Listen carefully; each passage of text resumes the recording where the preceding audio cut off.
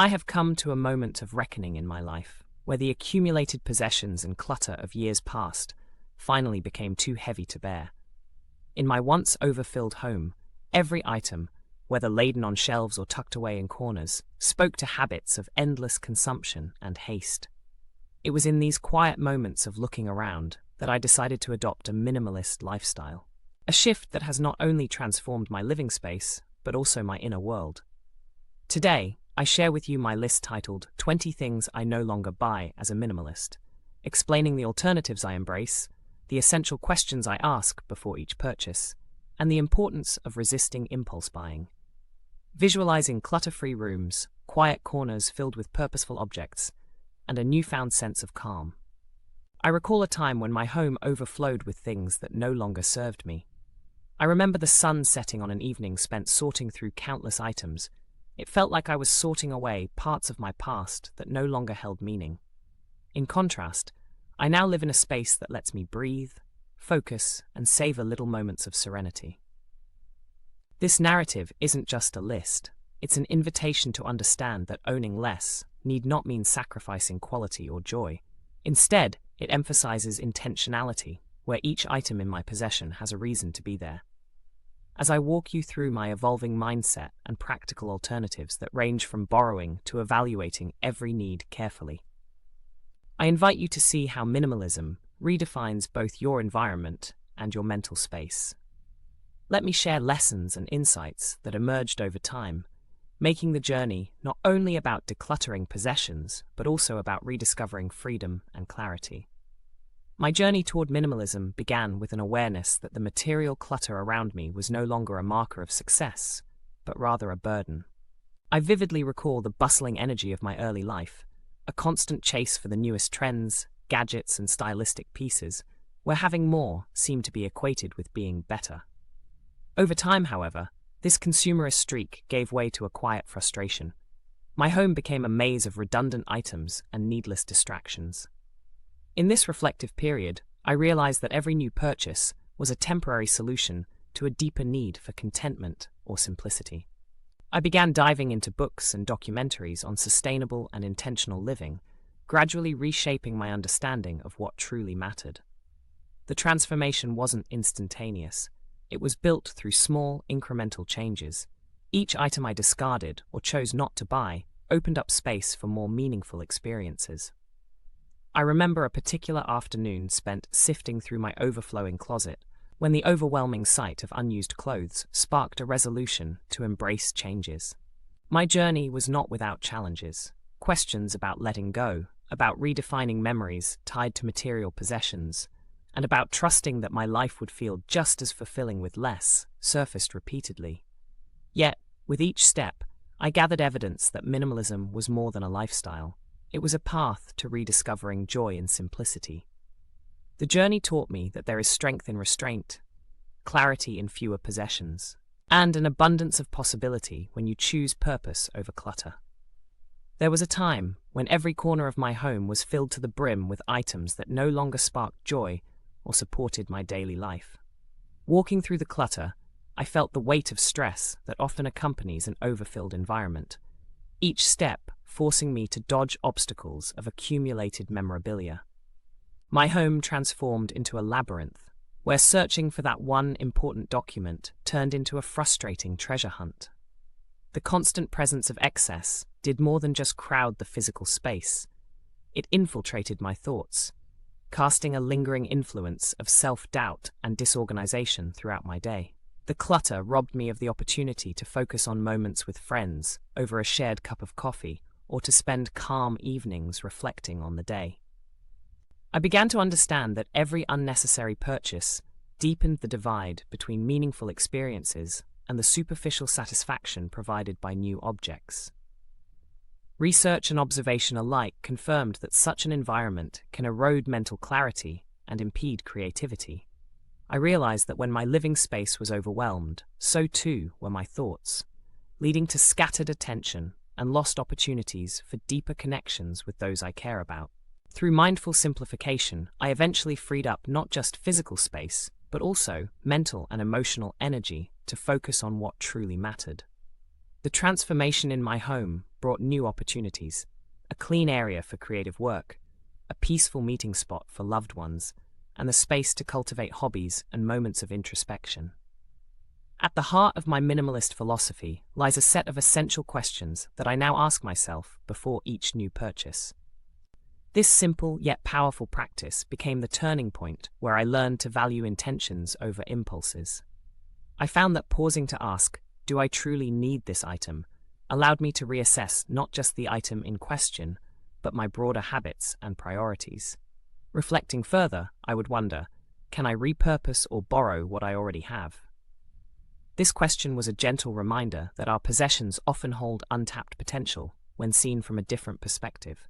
I recall moments when I sat in quiet reflection, reviewing my habits and listing out the functions a new item was supposed to serve in my life, only to discover that existing tools or community resources often provided a better solution. Asking, "How will this impact my space, energy, and peace of mind?" led me away from hasty purchases toward more thoughtful, sustainable alternatives. With every instance of resisting a needless acquisition, I found myself empowered by the freedom and clarity that followed. This process of inquiry guided me away from empty consumer cycles, fostering a mindful, frugal approach that enriched my daily living. I quickly learned that these questions were not meant to limit creativity, but rather to harness it, channeling my energy into purposeful living. The result was a lifestyle where each item had a defined home and purpose, making my space a sanctuary rather than a storage area of forgotten impulses. Once I began asking the right questions, I soon discovered the abundance of alternatives available beyond the act of buying.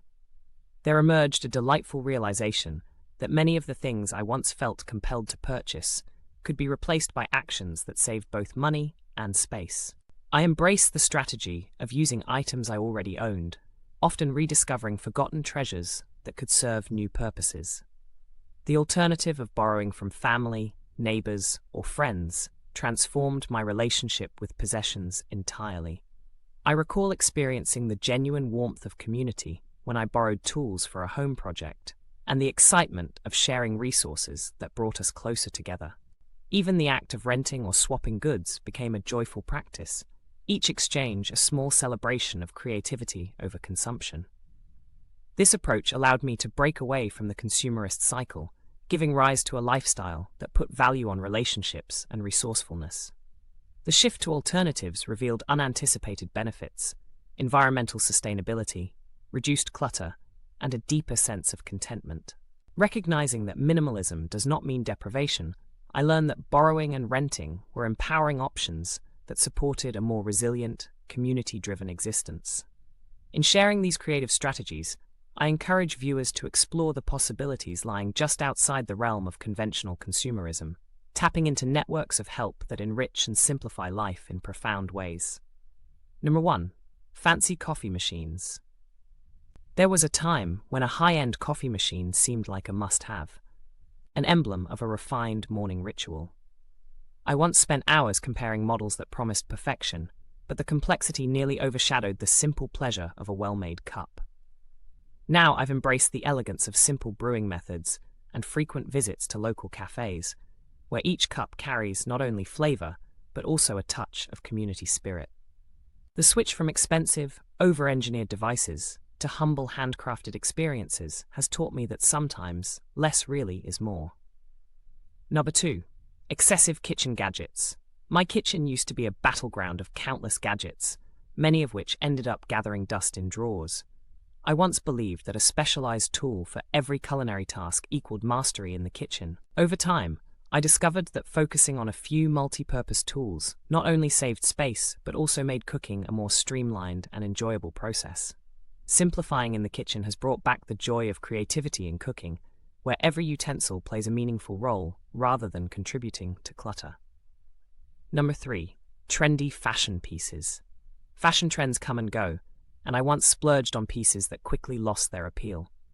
My wardrobe was once a reflection of fleeting moments, rather than enduring style. Realizing this, I shifted my focus to timeless wardrobe staples that promise versatility and durability over momentary excitement. Each carefully chosen piece now tells its own story rather than serving as a disposable fad, ensuring I invest in quality rather than quantity. 4. Overpriced workout equipment. In the pursuit of convenience, I once filled a corner of my home with expensive workout gear. Yet, I soon recognized that these items gathered more dust than energy. Exchanging them for outdoor activities and community-based classes reshaped my fitness routine, where the focus became on movement and health rather than on a machine's promise. This change not only led to a more active lifestyle, but also fostered a sense of well-being through social interaction and fresh air. Number 5. New books. When library suffices, I used to think that owning every book I read was essential. My shelves overflowed with titles that I barely remembered reading. Discovering a local library became a liberating shift, a treasure trove of knowledge that made purchasing each new title unnecessary. Now, the act of borrowing books transforms reading into an adventure of discovery rather than accumulation, letting me explore countless worlds without the burden of physical clutter. Number 6. Duplicative gadgets and accessories. In an era of redundancy, I often found myself with multiple items serving the same function. Rather than owning several gadgets for similar tasks, I learned to deliberate before adding another duplicate item to my collection. Streamlining my belongings not only saved space, but also cleared mental fog, reminding me that efficiency lies in simplicity and thoughtful repetition rather than in excess. Number 7. Disposable kitchenware.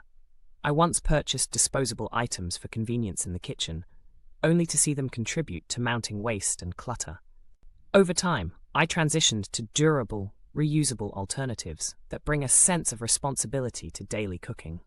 Permanence in what I use has fostered a deeper connection with every meal, anchoring my routine in sustainable choices and a reduced environmental footprint. Number 8. Trend-driven home decor. My home was once adorned with seasonal trends and flashy decorations that promised excitement but faded just as quickly. I learned that investing in timeless decor, items that carry memories or enhance the overall soothing atmosphere, brought lasting satisfaction. Each piece now holds significance and reflects personal history rather than just following another trend, making my living space cozier and more genuinely mine. Number 9. Single-use gifts. In the past, I routinely bought gifts that quickly lost their charm, finding themselves forgotten in a corner. This habit of purchasing single-use items soon gave way to the idea of more thoughtful alternatives. I now prefer experiential presents or handmade tokens that carry meaning and encourage personal connection. Such mindful gift-giving has added value to the gestures, transforming them into cherished memories rather than fleeting obligations. Number 10. Multiple gadgets for similar purposes. I realized that having several devices with overlapping functions only complicated daily routines. Consolidating functionalities and relying on a fewer number of versatile tools helped me reclaim both space and clarity. Each consolidated gadget now fulfills multiple needs, and every choice is made deliberately, leaving behind a path of simplicity and practicality that guides my everyday tasks. 11. High-end electronics. The allure of the latest technology once led me into a cycle of constant upgrades and replacement. However, after witnessing my once-favorite gadgets falter, I re-evaluated my enthusiasm. I now choose to invest in enduring technology, salvaging and repairing older devices that have proven their reliability.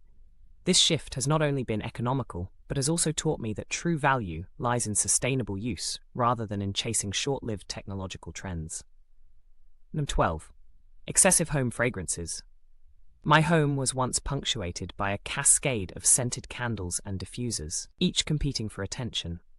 The overload of artificial fragrances eventually clouded the natural air, obscuring the simple freshness that comes from open windows and natural light. I've since scaled back on overly decorative scents, opting for moments where fresh air and the minimal presence of natural aromas define the space, ensuring that my home remains a calm haven. 13. Excessive stationery and office supplies. The desire to remain organized led me to accumulate stacks of notebooks, pens, and endless office supplies. What seemed like an investment in efficiency ultimately became a maze of duplications and forgotten items. By shifting to digital alternatives and borrowing supplies when needed, I created a workspace that is free of clutter yet rich in creativity. Embracing minimalism in my office has streamlined my processes and sharpened my focus on what truly matters. 14. Seasonal decor overload. I once found joy in buying seasonal decorations year after year. But soon the excitement faded and the items gathered dust in storage. I discovered that a few select pieces, reused and repurposed, can provide a fresh look for each season without resorting to constant buying. By curating a small, meaningful collection of decorations, I've managed to invoke the spirit of every season while keeping my home orderly and cozy. 15. Unnecessary kitchen appliances. My kitchen boasted appliances that promised convenience, yet many rendered only temporary benefits before being relegated to an unused corner. I learned that fewer, multi-purpose appliances are far more valuable as they support multiple functions and reduce redundancy.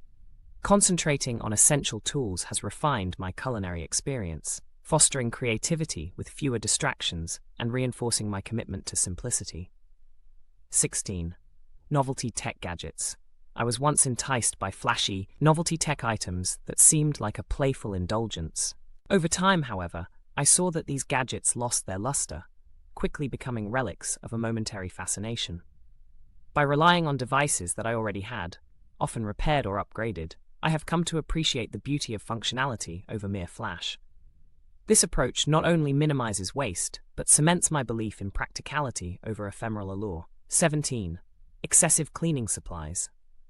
In my early days, I stocked an entire cabinet with specialized cleaning products, each promising a miracle for every surface. With time, I discovered that natural, multi-purpose solutions found around the home could achieve just as effective results without contributing to chemical overload and cluttered shelves. The minimalist cleaning routine, focused on simplicity and versatility, has not only streamlined my chores, but also enhanced the overall atmosphere with a gentler, greener touch. 18. Duplicate tools and home improvement extras. I once maintained an extensive collection of tools and extras for every conceivable repair or DIY project. Yet, I soon realized that this redundancy led to confusion rather than convenience, often leaving me sifting through collections of items rarely used. Embracing the notion that sharing or borrowing from neighbors is a better solution, I pared down my inventory, trusting communal resources to provide what I need on a case-by-case basis. 19. Trendy subscription boxes. Subscription boxes that promised a monthly thrill used to find a regular place in my calendar. With time, I came to understand that these boxes frequently resulted in a cluttered space filled with items that did not truly enhance my life. I now opt for the occasional, thoughtfully chosen treat that carries real meaning, rather than a routine surprise that contributes to my growing pile of unused belongings. 20. Impulse buys and junk items. The final and most overarching shift in my lifestyle is the abandonment of impulse purchasing and the accumulation of junk. I have made it a continual practice to pause and deeply reflect on every desire before acting on it. This mindful process has allowed me to resist fleeting temptations that once contributed to disorder, ensuring that every item I bring into my home is carefully considered, truly needed, and aligned with the minimalist philosophy. In reflecting on this journey, I see that minimalism has brought clarity, community, and contentment into my life. Each mindful decision carries the promise of a more spacious mind and home. I invite you to embrace this path, finding beauty, purpose, and freedom in every thoughtful choice.